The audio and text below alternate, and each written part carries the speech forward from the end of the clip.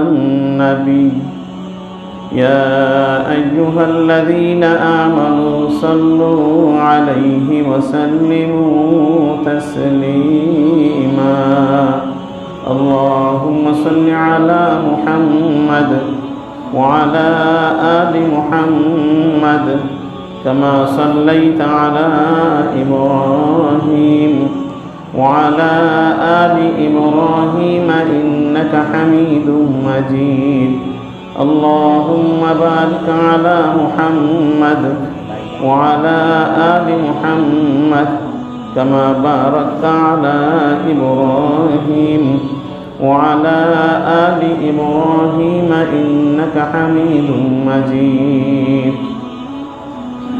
সম্মানিত মুসল্লি ভাইয়েরা, আমরা আল্লাহর অশেষ মেহেরবানিতে আল্লাহর ঘর মসজিদে আল্লাহর হুকুম পালন করার জন্যে উপস্থিত হয়েছি। রব্বুল আলামিন আমাদেরকে তার হুকুম পালন করার জন্যে তার ঘরে উপস্থিত হওয়ার তৌফিক দিয়েছেন। এজন্য রব্বুল আলামিনের দরবারে শুকরিয়া আদায় করি, আলহামদুলিল্লাহ।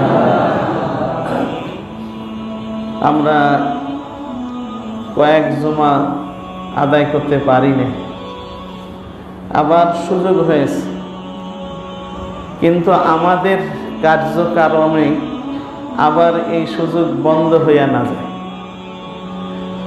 দোকানপাট খুলে দিছিল, কিন্তু শর্ত পালন কইরা দোকান পরিচালনার জন্য নির্দেশনা ছিল, কিন্তু দেখা গেছে ছোট্ট বাচ্চাদেরকে নিয়ে ঈদের বাজার করতে আসছে। কোনো ভয় ভীতি তাদের ভিতরে নাই, কোনো নিয়ম নীতিও তাদের ভিতরে নাই, যার কারণে সরকার বাধ্য হয়েছে দোকানপাট আবার বন্ধ করে দিতে।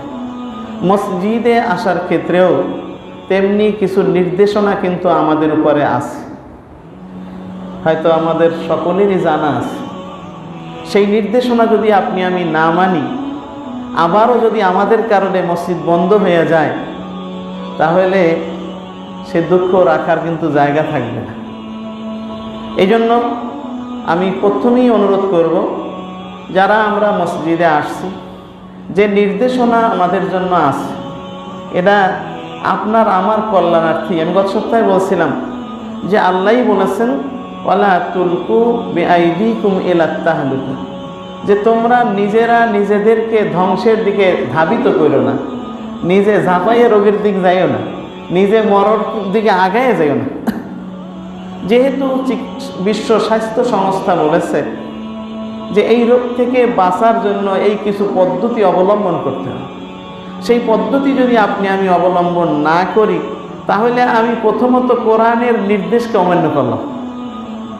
2 নম্বরে, রাষ্ট্র আপনার আমার কল্যাণের জন্য এই নীতিমালা দিয়েছে, আইন দিয়েছে, আমি যদি সেটা মানি না মানি, তাহলে রাষ্ট্রও কী করলাম, আইন অমান্য করলাম। এই জন্য আমি প্রথমেই অনুরোধ করব, যে দূরত্বে আমাদেরকে মসজিদে দাঁড়াইতে বলছে, আমি তাকে বলছি যে আগে বলতাম ফাঁকা জায়গা পূরণ করে দাঁড়ান, ফাঁকার মধ্যে শয়তান দাঁড়াবে, কি বল? এখন শয়তানের সেই বড় শয়তান আল্লাহর গজব, আর এক গজবের কারণে আমরা এখন ফাঁকা করে দাঁড়াচ্ছি। সেই ফাঁকা আমরা হয়েই যেন দাঁড়াই, কেউ যেন সেইটা অমান্য না করি।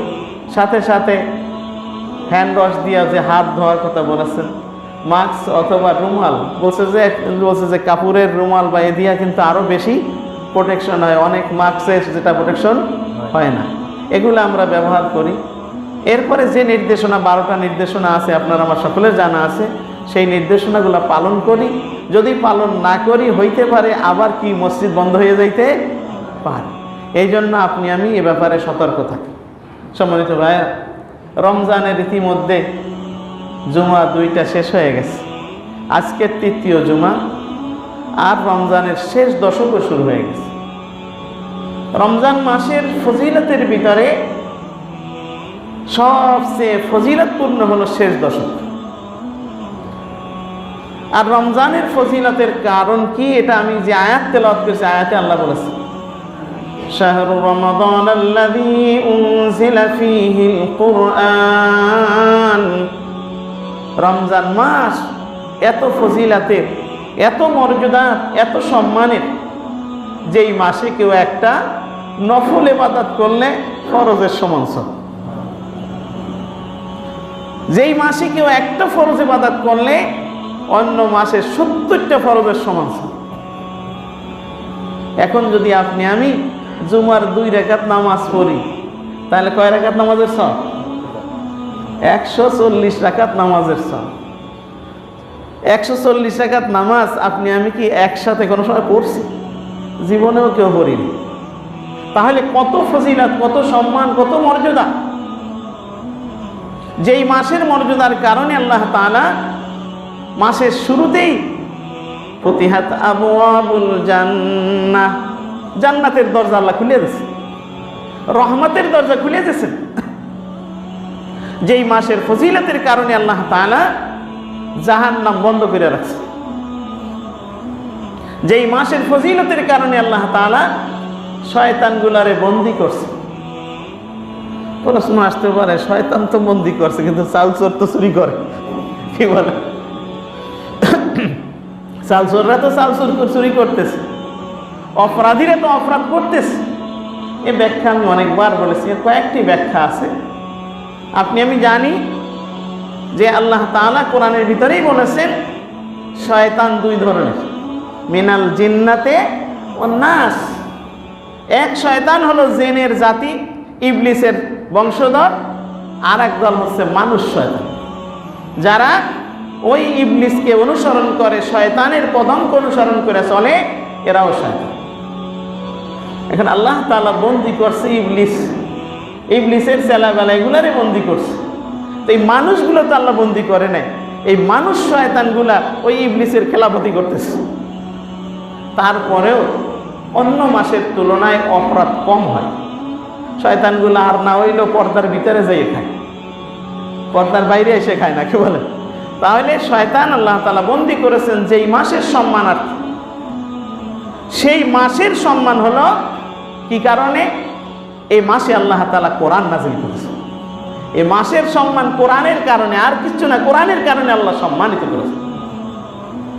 সে কথাই আল্লাহ বলেন, শাহরু রমাদানাল্লাযী উনজিলা ফীহিল কুরআন। রমজান মাস এত ফজিলতের, এত মর্যাদার কারণ হলো এই মাসে আল্লাহ তাআলা কোরআন নাযিল করেছেন। আর শুধু কোরআন আল্লাহ তাআলা এই মাসে নাযিল করছেন তা না, সমস্ত আসমানি কিতাব আল্লাহ তাআলা এই রমজান মাসে নাযিল করছেন।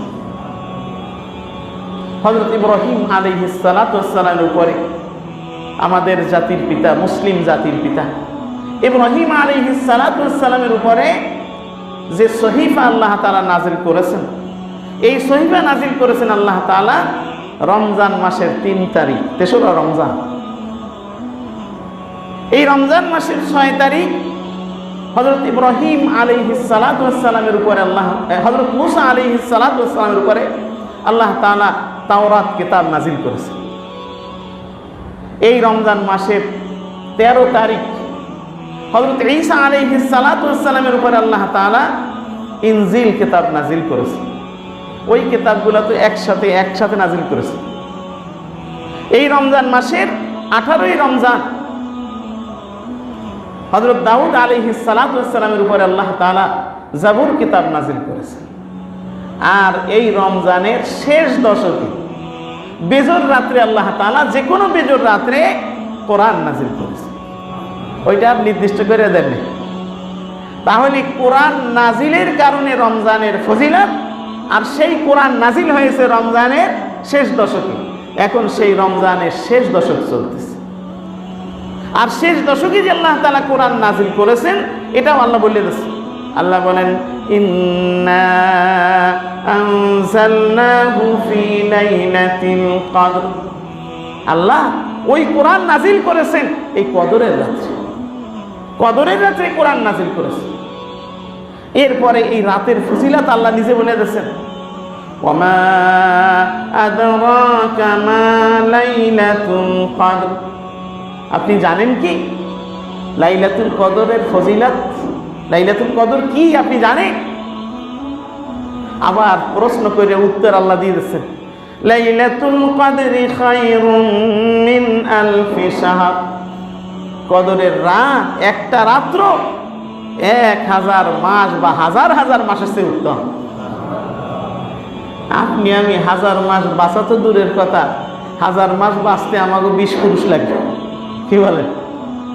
কিন্তু একটা রাত্রকে আল্লাহ তাআলা এত ফজিলত দিয়েছেন যে এক রাতের ইবাদতের কারণে আল্লাহ তাআলা 1000 মাস, 83 বছর 4 মাস, মানে বছর হিসাবে 83 বছর 4 মাস আমার কয়েক পুরুষ লাগবে। তো এই 1000 মাস ইবাদত করলে যে সওয়াব, সেই সওয়াব আল্লাহ তাআলা দিয়ে দেবেন। এই সূরার নাজিলের শানে নুজুল বা কারণ তাফসীরের ভিতরে আসছে যে একদিন হুজুর সাল্লাল্লাহু আলাইহি ওয়াসাল্লাম বনি ইসরাঈলের একজন আল্লাহর বান্দা, যেই আল্লাহর বান্দা সারা রাত্র নফল নামাজ পড়তেন আর সারা দিন জিহাদে লিপ্ত থাকতেন বা জিহাদের জন্য প্রস্তুতি নিয়ে থাকতেন, হয় জিহাদে থাকতেন না হয় জিহাদের জন্য প্রস্তুতি নিয়ে থাকতেন। এভাবে 1000 মাস,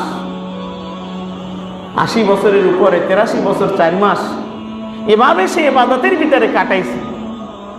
শোনার পরে সাহাবায়ে কেরাম আফসোস করতে লাগলেন যে তারা কত ভাগ্যবান, দীর্ঘ হায়াত তারা পেয়েছেন, আর এই দীর্ঘ হায়াতে তারা দীর্ঘ ইবাদত করার সুযোগ পেয়েছে। আমাদের হায়াত কম, সেই 83 বছর হায়াতই নাই, শিশুকাল যাবে, বার্ধক্য যাবে, এরপরে এই সময়টুকু তো আমরা পুরো ইবাদতের ভিতরে কাটাইতে পারি।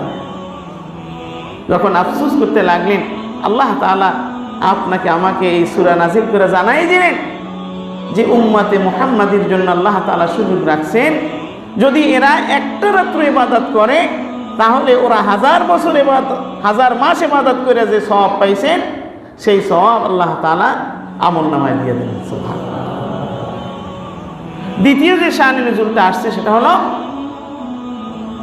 হুজুর সাল্লাল্লাহু আলাইহি ওয়াসাল্লাম 4 জন নবীর কথা আলোচনা করতেছিলেন। হযরত আইয়ুব আলাইহিস সালাতু ওয়াস সালাম, হযরত জাকারিয়া আলাইহিস সালাম, হযরত ইউশা ইবনে নুন আলাইহিস সালাম এবং হযরত হিজকিল আলাইহিস সালাম। যেই 4 জন নবী, এরা প্রত্যেকে ওই 83 বছর 4 মাস বা 80 বছরের বেশি সময়কাল ইবাদতের ভিতরে কাটাইছে। শোনার পরে ওই সাহাবায়ে কেরামের আফসোস, তারা তো ইবাদত বেশি করার জন্য প্রস্তুত ছিলেন, বেশি করতে চাইতেন, আপনি আমি তো কম করতে চাই, শর্টকাটে যেটা পারা যায় সেইটা আমরা ধরি, যে কম করে যেটা পারা যায়, বেশি বেশি খুঁজি না।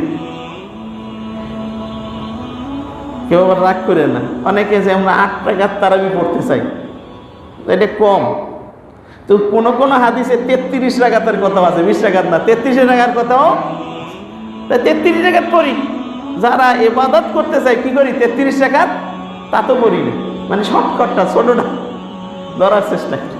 তো সাহাবায়ে কেরামের কিন্তু ছিল আমলের প্রতিযোগিতা।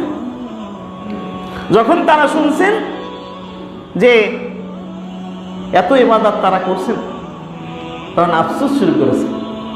আল্লাহ তাআলা সান্ত্বনা দিলেন যে আরে তোমাদের দুশ্চিন্তা করার কারণ নাই, তোমরা যদি একটা রাত্র পাইয়া যাও, ওই রাত্রটা যদি তোমার ইবাদতের ভিতরে কাটে, তাহলে তোমার আমল নামায় ওই তারা 80 বছর ইবাদত করে যে সওয়াব পাইছেন তার চেয়ে বেশি সওয়াব আল্লাহ তাআলা দিবেন। প্রশ্ন হলো সেই লাইলাতুল কদর কখন? আমরা কিন্তু অনেকে ধরে নিছি 27শে কদরই লাইলাতুল কদর, এইটা কিন্তু কেউ বলেন না, কেউ বলেন নাই যে 27ই লাইলাতুল কদর, এটা কেউ বলেন না।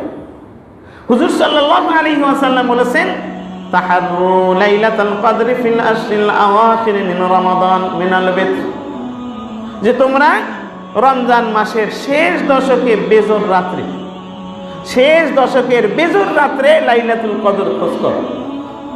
তাহলে হুজুর সাল্লাল্লাহু আলাইহি ওয়াসাল্লাম আপনার আমার জন্য যেটা নির্দিষ্ট করে দিলেন সেটা হলো রমজানের শেষ দশকের বেজর রাত, মানে 5টা রাত। 5 রাত্র ইবাদত করো, তাহলে তোমার ভাগ্য ওই 1 রাত্র যুক্ত। এখন যারা ওই শুধু 1 রাত্র ইবাদত করে লাইলাতুল কদর পাইতে চায়, জীবনে পাইছে কিনা সন্দেহ আছে। কিন্তু যারা এই 5 রাত্র ইবাদত করছে তাদের পাওয়ার সম্ভাবনা আছে। আর যারা এই 10 রাত্র ইবাদতের ভিতরে কাটায়, ইতিকাফ করে কাটায়, তারা লাইলাতুল কদর পাবে এই নিশ্চয়তা আছে। কারণ যারা ইতিকাফে বসছেন তারা ইবাদত না করলে ইবাদতের সওয়াব। এই সুযোগটা কেমন দেখছেন? যে মসজিদে বসে থাকবে, যে ইবাদত এই ইতিকাফের কারণে তিনি করতে পারছেন না, সেই ইবাদতের সওয়াবও তার আমলনামায় থাকবে। আর কিছু ইবাদত নাই, বসে রয়েছে সারাদিন ঘুমাইছে, তাও কি সওয়াব, কারণ সে ইতিকাফে বসছে। এই জন্য যারা ইতিকাফ করে বা এই 10 রাত্রই ইবাদতের ভিতরে কাটায়, তারা লাইলাতুল কদর পাবেন, এটা নিশ্চিতভাবে বিশ্বাস করা যায়, নিশ্চিতভাবে জানা যায়। তো এখন বলতে পারেন যে এই 27-এর ব্যাপারে তো এটা গুরুত্ব কেন দেই আমরা? এইটা গুরুত্ব দেওয়ার কয়েকটা কারণ ছিল। সেটা হলো হারামাইন মক্কা মদিনায় 2 মসজিদেই রমজানে কোরআন খতম করে 27শে রমজান। আর সেই সিলসিলা অনুযায়ী সারা পৃথিবীর প্রায় সব মসজিদেই কোরআন খতম করে কোন দিন? 27। এবং 27-এ খতম করার কতগুলো কারণও আছে। এর একটা কারণ হলো আমাদের দেশে পৃষ্ঠা হিসাবে পড়ে, আর অনেক দেশে আছে রুকু হিসাবে পড়ে, যে 1 রাকাতে 1 রুকু। এই রুকু হিসাবে প্রতি রাকাতে যদি 1 রুকু পড়ে আর 20 রাকাত করে নামাজ পড়ে, তাহলে 27 দিনে 540 রুকু পুরা কোরআন শরীফ শেষ হয়। যাই হোক, যেভাবেই হোক, এই জন্য 27কে গুরুত্ব দেওয়া হয়। আরেকটি গুরুত্বের কারণ হলো যে ইমাম আবু হানিফা রাহমাতুল্লাহ আলাইহি উনি বলছেন 27-এর রাত্রটা হওয়ার সম্ভাবনা আছে, সম্ভাবনা বেশি। উনিও কিন্তু বলেন না যে 27 শুধু ইবাদত করো। উনি নিজেও শুধু 27 ইবাদত করেন নাই, উনিও নিজেও সারা রমজান মাস ইবাদত করেছেন। সারা রমজানের শেষ দশকে কি করছেন? ইতিকাফ করেছেন। তো উনি বলেছেন 27 হওয়ার সম্ভাবনা বেশি। অন্য ইমামরা অন্য দিনও বলছেন, কেউ বলছেন 21 হওয়ার সম্ভাবনা বেশি, যুক্তি আছে সবাই পক্ষে। কেউ বলছেন 23 হওয়ার সম্ভাবনা বেশি, কেউ বলেছেন 25 হওয়ার সম্ভাবনা বেশি, কেউ বলেছেন 29 হওয়ার সম্ভাবনা বেশি। ইমাম আবু হানিফা রাহমাতুল্লাহ আলাইহি উনি বলেছেন 27 হওয়ার সম্ভাবনা বেশি। এবং উনি একটা যুক্তি পেশ করেছেন। যুক্তি কি করছেন? যে আল্লাহর কোরআনের প্রত্যেকটা শব্দ, প্রত্যেকটা আয়াত ব্যাখ্যা সাপেক্ষ। এর ব্যাখ্যা আছে। আল্লাহ তাআলা এই সূরার ভিতরে 3 বার লাইলাতুল কদর বলেছেন। ইন্না আনজালনাহু ফি লাইলাতিল কদর ওয়া মা আদরাকা মা লাইলাতুল কদর লাইলাতুল কদর খায়রুম মিন আলফ শাহর। কয়বার বলছেন? 3 বার। আর একবার লাইলাতুল কদর লিখতে অক্ষর লাগে 9টা। 3 বারে কয়টা? 27। আল্লাহ তাআলা এই 27টা অক্ষর ব্যবহার করেছেন, হয়তোবা এর দ্বারা আল্লাহ তাআলা ইঙ্গিত করেছেন 27 তারিখ হইতে পারে। কিন্তু উনিও 27 তারিখ শুধু ইবাদত করেন। আপনি আমিও যদি কদর পাইতে চাই যে 27 তারিখ ইবাদত করলেই পাবো, তা না। রমজানের শেষ দশকের কমসে কম বেজোর 5টা রাত্র কি করতে হবে? ইবাদতে কাটাইতে হবে। আর সবচেয়ে ভালো হয় যে শেষ দশকের তাহাজ্জুদটা অন্তত নিয়মিত পড়ি। যদি এই তাহাজ্জুদ নিয়মিত পড়ি, তাহলেও কিছুটা হইলেও ইবাদতের ভিতরে কাটে। হাদিসের ভিতরে আসছে যে এই কদরের রাতে কোরআনের ভিতরে তানাজ্জালুল মালাইকাতুর রূহ, যে জিবরাইল আলাইহিস সালাতু ওয়াস সালাম ফেরেশতাদেরকে নিয়ে এই দিন দুনিয়ায় আসে। আর হাদিসের ভিতরে আসছে যে এই ফেরেশতারা আসেন, আয়েশা প্রত্যেক নামাজি, প্রত্যেক তেলাওয়াতকারী তাদের সাথে মোলাকাত করেন, মুসাফাহা করেন। এই জন্য ফেরেশতার মোলাকাত, মুসাফাহা যদি পাইতে চাই, তাহলে ইবাদতের ভিতরে কাটানো লাগবে। 5টা রাত্র ইবাদতের ভিতরে কাটানো লাগবে। ইবাদতে কাটাবার কয়েকটা সুযোগ। একটা হলো এশা তারাবি জামাতে পড়ে যাব, ফজরের নামাজ জামাতে পড়ব, আর তাহাজ্জুদের নামাজ পড়ব। তাতেও অন্তত রাত্রটা ইবাদতের ভিতরে কাটছে হিসাবে গণ্য করা হবে। এই জন্য আমরা কদরের ইবাদত করার চেষ্টা করবো, এটা আমার প্রথম আলোচনা। 2 নম্বরে হলো যে এই রমজানের শেষ দশকে আরেকটি আমল আপনার আমার আছে, সেটা হলো সদকায়ে ফিতর। আর সদকায়ে ফিতর আলোচনার সাথে সাথে যাকাতের আলোচনাও করা হয়। দেখেন রমজান সম্পর্কে হুজুর সাল্লাল্লাহু আলাইহি ওয়াসাল্লাম বলেছেন, ওয়া হুয়া শাহরুল মুওয়াসাত, রমজান মাস হলো অন্যের ব্যথা অনুধাবন করার মাস, অন্যের ক্ষুধা উপলব্ধি করার মাস। যেই লোকটা সারা বছর 3 বেলা তৃপ্তি সহকারে খায়, ওই লোকটাকে যদি বোঝানো হয় যে কিছু মানুষ আছে সারা বছর অনাহারে থাকে, ওই লোকটারে বোঝানো যাবে না ক্ষুধার কষ্ট কেমন, কোনোদিনও বোঝানো যাবে না। ওই যে কবি বলেছে, ব্যথিত বেদনা বুঝিবে সে কিসে, কবু আসি বিষে ধ্বংসিনীর যার।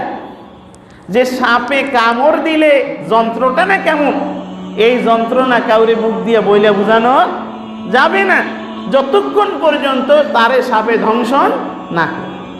ঠিক তেমনি ভাবে একজন ক্ষুধার্ত মানুষ যে সারা বছর অনাহারে থাকে, সারা বছর অর্ধাহারে থাকে, এই মানুষটা যে সারা বছর কত কষ্ট করে এইটা কাউকে বইলা বোঝানো যায় না। ওই ক্ষুধার্ত মানুষের, ওই অভাবী মানুষদের অভাব, ওই ক্ষুধা অনুধাবন করার জন্য আল্লাহ তাআলা আপনাকে আমাকে একটা ইবাদত দিলেন, যে যার আছে সেও খাও, যার না আছে সেও, মানে সবাই না খাই থাকে। যেই লোকটা স্বাভাবিকভাবে না খাইয়ে থাকে একবেলা, সেও না খাই থাকে, আর যার কোটিপতি সেও কি থাকবে, না খাইয়ে থাকে। এই না খাইয়ে থাইকা, ক্ষুধার্ত থাইকা কষ্টটা অনুভব করবে, কেমন কষ্ট। বিকালবেলা আর কথা বলতে ভালো লাগে না, কি বলেন, কেউ কিছু বললে মেজাজে সয় না। এর ভিতরে কিন্তু খাবার বাদ গেছে একবেলা, ভোর রাত্রে তো আচ্ছা মতো খাইছি, দুপুরে শুধু খাই না, আবার ইফতার করে তো আবার খাও। তো এই একবেলা না খাওয়ার কারণে বিকালবেলা কথা ভালো লাগে না, কেউ বললে শুনতে ইচ্ছে হয় না, মানে কোনো কিছু সহ্য হয় না। এরপরে ইফতার করার পরে মনে হয় যেন আর আমি বাইসে ছিলাম না, জেন্ত ছিলাম, বোঝা যায় না, এই অবস্থা হয়। তাহলে তুমি বুঝো যে এই মানুষটা সারা বছর এইরকম সকালবেলা কয়টা খেয়ে বেরোয়, সারাদিন কাজ করে, খাইতে পায় না, খাবার সুযোগ নেই, ওই সন্ধ্যাবেলা কয়টা খায়, এরকম মানুষ আছে না? তারা কি কষ্টটা করে, এই কষ্ট অনুধাবন করার পরে তাদের জন্য আপনার আমার করণীয়টা কি? সেই করণীয়টা করার নামই হলো ট্রেনিং। আপনি আমি ট্রেনিং দেই, কিন্তু ট্রেনিং অনুযায়ী কাজ করি না। সারা জীবন রোজা রাখছি, রোজার আসল যে শিক্ষা, সেই শিক্ষার দিকে আপনি আমি যাই। রমজান মাস হলে দেখেন ইফতারের সময় একজনই ইফতার নিয়ে বসছে, আর একজন দৌড়ে আসছে, এমন কোনো পাগল নাই যে তারে না ডাকে, ডাকে আসেন ইফতার করেন, আরে বাক করে খাই হয়ে যাবে, কি বলেন, বলি কিনা? সারা দেশের মানুষ, সারা পৃথিবীর সমস্ত মানুষই এরকম করে। তাহলে ট্রেনিং আপনাকে আমাকে দিল যে তুমি খাইতে বসছো, ক্ষুধার্ত একজন মানুষ আসলে তুমি তাকে নিয়ে তোমার খাবারটা খাও। এটা রমজান আপনাকে আমাকে শিখাইছে। এখন এই ট্রেনিং দিল, ট্রেনিং এর পরে প্র্যাকটিক্যাল হয়। দেখেন পুলিশ, বিডিআর, আর্মি, এদেরকে ওই লেফট লাইট প্রথমে অনেক কিছু করাইয়া শেষ ট্রেনিং হলো কি করে, গুলি টুলি করতে পারে কিনা ঠিক মতো, কি বলেন, করাই দেখায় না, মানে ওইটা হলো একেবারে প্র্যাকটিক্যাল। আপনাকে আমাকেও রমজান মাসে ট্রেনিং দিল যে ক্ষুধার্ত মানুষের ক্ষুধা উপলব্ধি কইরা তাদের জন্য তোমার করণীয় আছে, তাদের জন্য কিছু করতে হবে। সেই করণীয়টা কি? সেইটা হলো রমজানের শেষের একটা আমল। সেই আমলটা হুজুর সাল্লাল্লাহু আলাইহি ওয়াসাল্লাম বলেছেন, ফারাদা রাসূলুল্লাহ সাল্লাল্লাহু আলাইহি ওয়াসাল্লাম সাদাকাতুল ফিতরি তুমআতুল লিল মাসাকিন ওয়া তাহরাতুল লিসিয়াম আও কামা ক্বালা আলাইহি সালাতু ওয়াত তাসলিম। হুজুর সাল্লাল্লাহু আলাইহি ওয়াসাল্লাম সদকায়ে ফিতর ফরজ করছেন। ফরজ আর ওয়াজিব একই অর্থ ফিকার পরিভাষা। তাহলে ফরজ করেছেন, ওয়াজিব করে দিয়েছেন কি জন্য? একটা হলো রোজার ভুল ত্রুটির থেকে রোজাকে শুদ্ধ করার জন্য। রোজা রেখা ভুল করি নাই এমন কেউ নেই, কারণ রোজা রেখা চোখের হেফাজত করতে পারি নাই, কত কিছু দেখছি। কানের হেফাজত করতে পারি নাই, কত কিছু শুনছি। মুখের হেফাজত করতে পারি নাই, মুখ দিয়ে কত কথা বলেছি। পারি নাই হাত পায়ের হেফাজত করতে, হাজারো ত্রুটি বিস্তৃত হয়ে গেছে। নামাজে ত্রুটি হইলে সৌসেজদা দেয়। রোজায় এইরকম ত্রুটি বিচ্যুতি যদি কিছু হয়, রোজার সৌসেজদা কি বলেন? রোজার সৌসেজদা হলো সদকায়ে ফিতর। সদকায়ে ফিতর যদি কেউ আদায় করে, আল্লাহ তাআলা ওই সামান্য ত্রুটি বিচ্যুতিগুলাকে মাফ করে দিয়া রোজাটারে কবুল করে নেবেন। আর 2 নম্বর কারণ হলো ওই গরিব মিসকিন যারা সারা বছর অনাহারে থাকে তাদের জন্য খাবারের ব্যবস্থা করা। এই খাবারের ব্যবস্থা হয় এই জন্য আপনার আমার উপরে সদকায়ে ফিতর আল্লাহ তাআলা আল্লাহ রসুলের মাধ্যমে ওয়াজিব করে দিয়েছে। এখন খাবারের ব্যবস্থা করার জন্য খাদ্যদ্রব্য, এই জন্য কিন্তু সদকায়ে ফিতরের সব হাদিসগুলাই কিন্তু খাদ্যদ্রব্য। টাকার কথা কিন্তু বেশিরভাগ সব হাদিসে কি আছে? খাদ্যদ্রব্য আছে। কয়েকটা জিনিস দিয়ে সদকায়ে ফিতরের কথা বলা আছে। খেজুরের কথা আছে, 100 পরিমাণ খেজুর। শ হলো 8 রতলে হয় 100, আর রতল হলো সেই সময়ের একটা পরিমাপ। আমাদের দেশের 1 পাউন্ড 7.5 টাকা ছিল যে আগে, এতে হয় 1 রতল। এইরকম 8 রতলে হয় 100। এইটা আমাদের দেশে হিসাবে সরাসরি বলে দিই 3.5 কেজি, সামান্য বেশি কম, এই জন্য 3.5 কেজি। খেজুর দিয়ে দিলে 3.5 কেজি খেজুর। এরপর আছে কিশমিশ। কিশমিশ কয় কেজি? 3.5 কেজি। এরপর আছে জব। জবও 3.5 কেজি। আর সবচেয়ে কম আছে কোনটা? 1.25 কেজি আটা। সবচেয়ে কম হলো 1.25 কেজি আটা। আরেক হাদিসে আছে খাদ্য বস্তু।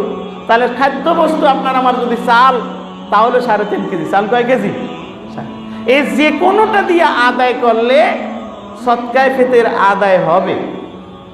কিন্তু ওই যে আমি বলছি শর্টকাট যদি পালন করি, শর্টকাট এক জিনিস, আর আল্লাহর মহব্বতে বেশি করার দাম আরো অনেক বেশি। এই জন্য সবাই জিজ্ঞাসা হুজুর সদকায়ে ফিতর কত? সদকায়ে ফিতর কত?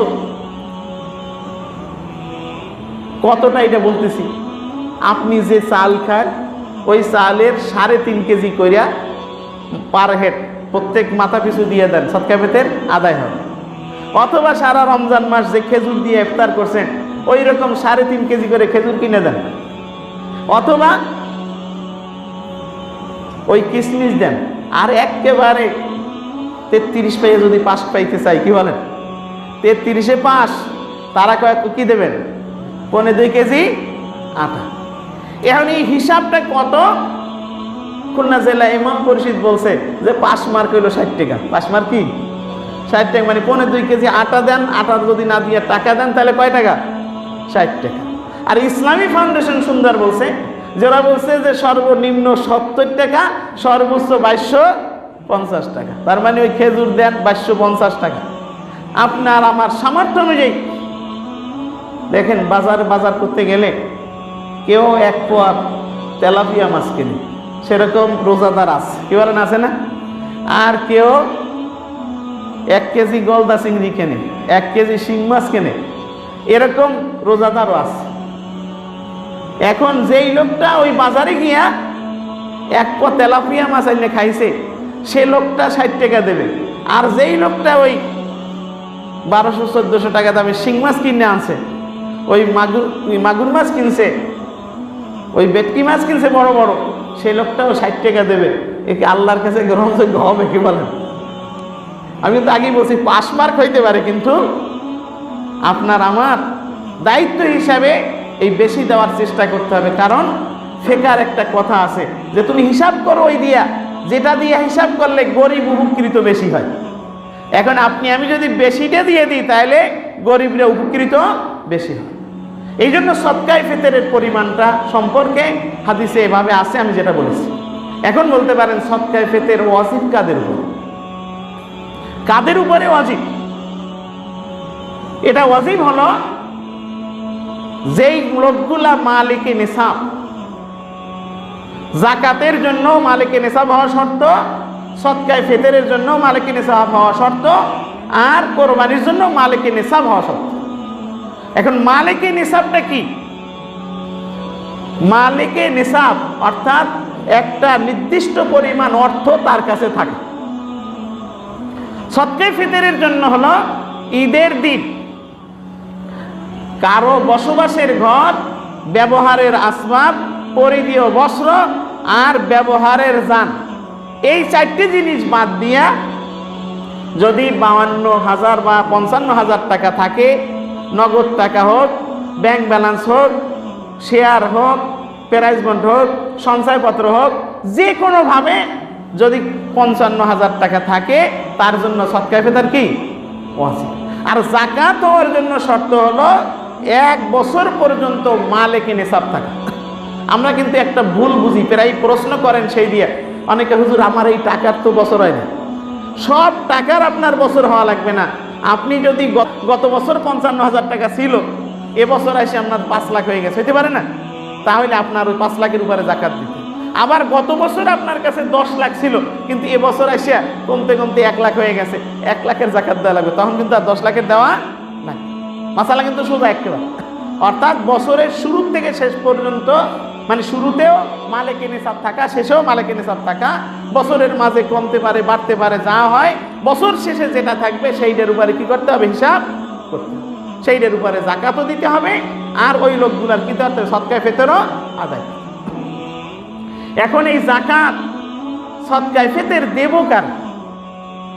দেওয়ার খাত আল্লাহ তাআলা কোরআনে বলে দিয়েছে। দেখেন এই যাকাতের এই মাসালাগুলো আল্লাহ কোরআনে বলে দিয়েছে। কোরআনে বলে দিয়েছেন আমি কারে কারে দিব। শুধু বলে দিয়েছেন তা না, না দিলে শাস্তি কি হবে তাও কোরআনে আল্লাহ বলে দিয়েছে। আমি গত সপ্তাহে বলছিলাম যে রোজা না রাখলে শাস্তি কি হবে আল্লাহ কোরআনে বলেন নাই। নামাজ না পড়লে শাস্তি কি হবে আল্লাহ কোরআনে বলেন নাই। কিন্তু যাকাত না দিলে, ওই সদকায়ে ফিতর অর্থাৎ যাকাত অর্থের হক যদি আমি আদায় না করি তাহলে শাস্তি কি হবে এটা আল্লাহ কোরআনে বলে দিয়েছে। কি বলছেন? আল্লাযীনা ইয়াকনিজুনা আয-যাহাবা ওয়াল ফিদ্দা ওয়া লা ইউনফিকুনাহা ফী সাবিলিল্লাহ ফাবাশশিরহুম বিআযাবিন আলীম। যে যারা সম্পদ সঞ্চয় করে, গোছায়, খালি ব্যাংকে রাখে, সঞ্চয়পত্র কিনে শুধু গোছায়, আর ওই সম্পদের হক আদায় করে না, যাকাত দেয় না, সম্পদের হক আদায় করে না, ফাবাশশিরহুম বিআযাবিন আলীম, ও রাসূল তাদেরকে জানিয়ে দেন যন্ত্রণাদায়ক শাস্তির সংবাদ।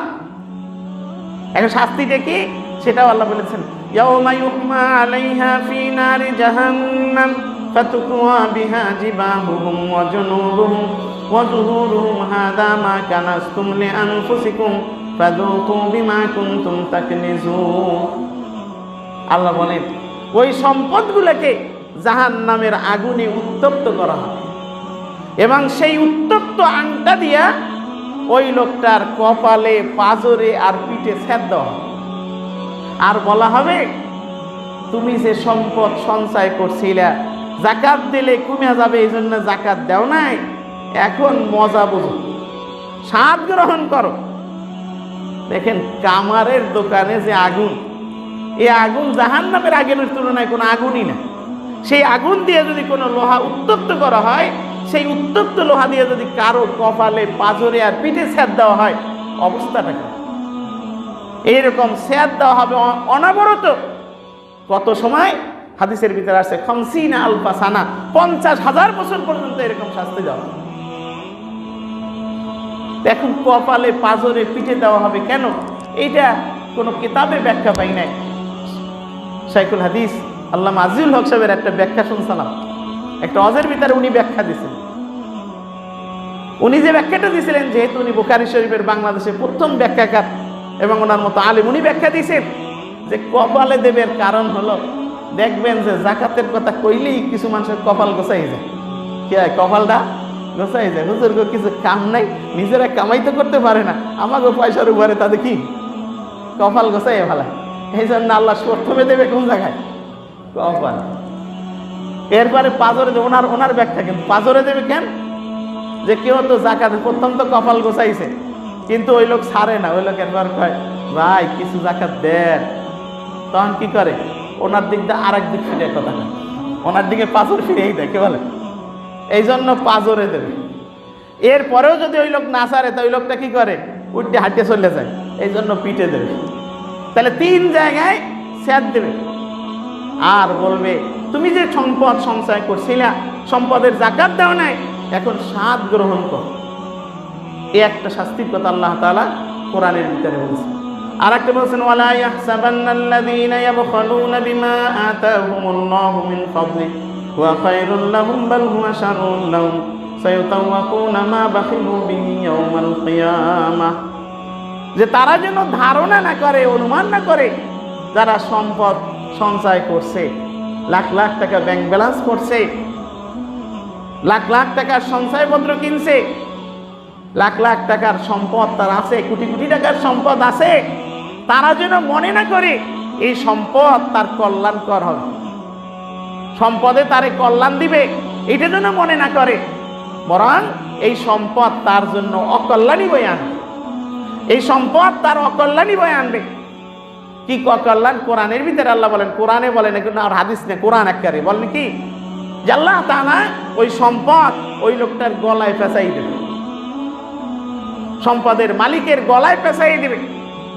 আর ওই সম্পদওয়ালা কিয়ামতের ময়দানে ওইটা নিয়ে উঠবে। কেন বলতে পারেন আছে স্বর্ণ, গলায় পেঁচাইলে তার অলংকার হবে নাকি? টাকা যদি গলায় পেঁচাই দেয় তারও তো ভালো না। কেমনি পেঁচাবে? আল্লাহ রসুল হাদিসে এটা ব্যাখ্যা দিয়েছে। আল্লাহ রসুল বলেন মান আতাহুল্লাহু মালান ওয়া লাম ইউআদ্দি যাকাতাহু মুসলা লাহু ইয়াওমাল কিয়ামাতি সুজান। যে যারা যাকাত দেয় নাই, তাদের সম্পদকে আল্লাহ তাআলা বিষাক্ত সাপে পরিণত করবেন। সুজান, সুজান মানে সবচেয়ে বড় বিষাক্ত বিষধর সাপ, এই সাপে পরিণত করবেন। আর ওই সাপ ওই লোকের গলায় পেঁচাই দেওয়া, সম্পদ পেঁচাবে না, সম্পদটারে সাপ বানাইয়া গলায় পেঁচাই। ওই সম্পদ ওই সাপ তার সোয়াল কামড়াইয়া ধরবে আর বলবে আনা মালুকা ওয়া আনা কানজুক, আমি তোমার সম্পদ, আমি তোমার সঞ্চিত ধন, আমি তোমার গচ্ছিত সেই ধন, এভাবে বলবে আর দংশন করবে কামড়। এই জন্য হাদিসের ভিতরে আসছে যে কিয়ামতের দিন এই যাকাত না দেওয়ার পরিণতি যখন দেখবে, ওই বান্দা নিজের আঙ্গুল কামড়াবে আর বলবে হাত তুই আমারে যাকাত দিতে দেও নাই। এই জন্য যাকাত ফিতরা শুধু না, আপনার আমার সম্পদ আপনার আমার কল্যাণে আসে সেই পথেই ব্যয় করা উচিত। একেবারে সর্বনিম্ন হলো সম্পদের যাকাতটা পাই টু পাই হিসাব করে দেন। যাকাত দিলে আপনার আমার 2টা লাভ। একটা হলো আপনার আমার সম্পদের কি আসবে, সিকিউরিটি থাকবে, যেটা আল্লাহ আগুনে ধ্বংস করবে না, আল্লাহ নষ্ট করে দেবে না। আর 2 নম্বর হলো সম্পদের ভিতরে বরকত দেবেন কে? আল্লাহ। এই জন্য যাকাত আপনি আমি হিসাব করে দিব, ফিতরাও হিসাব করে দেব কোন খাতে, সেইটা আল্লাহ তাআলা কোরআনে বলে দিয়েছেন 8টা খাতের কথা, যে 8 খাতে দাও। আর এই 8 খাতে দেওয়ার ব্যাপারেও আল্লাহ তাআলা কোরআনে একটা মূলনীতি দিয়েছেন, ইন্নাল্লাহা ইয়া'মুরু বিল আদলি ওয়াল ইহসান ওয়া ইতা'i যিল কুরবা। যে সর্বমোট 3টা মৌলিক আদেশ কোরআনের ভিতরে। মৌলিক আদেশের একটা আদেশ হলো আত্মীয় স্বজনকে দাও। আপনার আমার যাকাত ফিতরা দেওয়ার ক্ষেত্রেও সর্বপ্রথম আপনার আমার কাছে অগ্রাধিকার হবে কে? আত্মীয় স্বজন। এখন এই আত্মীয় স্বজনদের ভিতরে কাদের দেব? ইন্নামাস সাদাকাতু লিল ফুকারা। 1 নম্বরে হলো ফকির, যার কিছু নাই, বাড়ি নাই, ঘর নাই, টাকা নাই, পয়সা নাই, আয় নাই, রোজগার নাই, ফকির, এদেরকে দিতে হবে। এরকম মানুষ আমাদের দেশে আছে, সর্বহারা মানুষ আছে, কত শিশু এরকম আছে, কত মানুষ এরকম আছে, এদেরকে যাকাত দিতে হবে। আর যাকাতের উদ্দেশ্য কিন্তু সমাজ থেকে অভাব অনটন দূর করা, এই জন্য আপনার আমার বাছাই করে একটা মানুষকে যদি স্বাবলম্বী করে দিতে পারি, তাহলে সেটাই হবে জাকাতের মূল উদ্দেশ্য আদায়। এরপরে 2 নম্বর আছে আল মাসাকিন। মিসকিন হলো যাদের কিছু আছে, যা আছে চলে না, সারা বছরই অভাবের ভিতরে থাকে, নুনান্তে পান্তা ফুরাই অবস্থা, তাদেরকেও জাকাত দেওয়া যায়। 8টা খাতারও আছে, বলতে তো সময় নিচ্ছে। এই 2টা যে বলেছি, এই 2টিই আমাদের দেশ শেষ। আমি গত সপ্তাহে বলছিলাম যে এই বছর আমরা জাকাত দেওয়ার জন্য আসলে আগের থেকেই অনেক কিছু যারা দেই শুরু করে দিচ্ছি, যেহেতু আমাদের দেশে সারা পৃথিবীতে একটা ক্লান্তিকাল চলতেছে। বহুত মানুষ যারা ক্ষুধায় এখনো আছে, ক্ষুধার্ত আছে, অভাবের ভিতরে আছে। এই জন্য আপনার আমার জাকাতের অর্থ দিয়া ওই আপনার আমার আত্মীয় স্বজনের ভিতরে যারা এরকম আছে তাদেরকে দিই। আর একটা আছে যে এলাকায় আমি বসবাস করি সে এলাকায়ও দিতে হবে, সে এলাকায়ও। এই জন্য এসব জায়গায় দেবো জাকাত। আজকের একটা চিঠিও আছে এই ব্যাপারে, যে সরকারি একটা চিঠিও আছে যে আপনাদের জাকাতের অর্থ দিয়া এই অভাবী মানুষদেরকে যাতে সহযোগিতা করতে পারি, এই জন্য আহ্বান করা। আসলে এই আহ্বান আমি সবসময় করি, সবসময়ই বলি, যেই জন্য আপনারা এভাবে জাকাত দিবেন। আরেকটা হলো, আমি গত সপ্তাহে বলছিলাম, আবারও বলি, যে আমাদের দেশের বিশেষ করে ধর্মীয় শিক্ষা প্রতিষ্ঠানগুলো, মাদ্রাসা, হেফজখানা, এতিমখানা, এইগুলা কিন্তু চলে একমাত্র আপনাদের এই জাকাত ফিতরার টাকা। এখন সব টাকা আমি আত্মীয় স্বজনদের দিয়ে দিলাম, সব এই তেরানে দিয়ে দিলাম, তাহলে কিন্তু এই দিনই প্রতিষ্ঠানগুলো কি হয়ে যাবে? বন্ধ হয়ে যাবে। এই জন্য আপনারা যে যে প্রতিষ্ঠানে আগেও জাকাত দিতেন, আমি আবারও আহ্বান করি যে সেটাও দেবেন। কারণ আপনারে আমারে যদি করুণায় ধরে, তাহলে আপনার আমার টাকা পয়সা থাকে যাবে সব, কি বলেন? এই জন্য জাকাত ছাড়াও যদি বেশিও দেওয়া লাগে, তাহলে আমরা দিয়া ওই প্রতিষ্ঠানগুলোকেও বাঁচায় রাখি। আল্লাহ আমাদের সকলকে আজকের আলোচনার উপরে আমল করার তৌফিক দান করুন। যারা সুন্নাত করি না, সুন্নাত করি।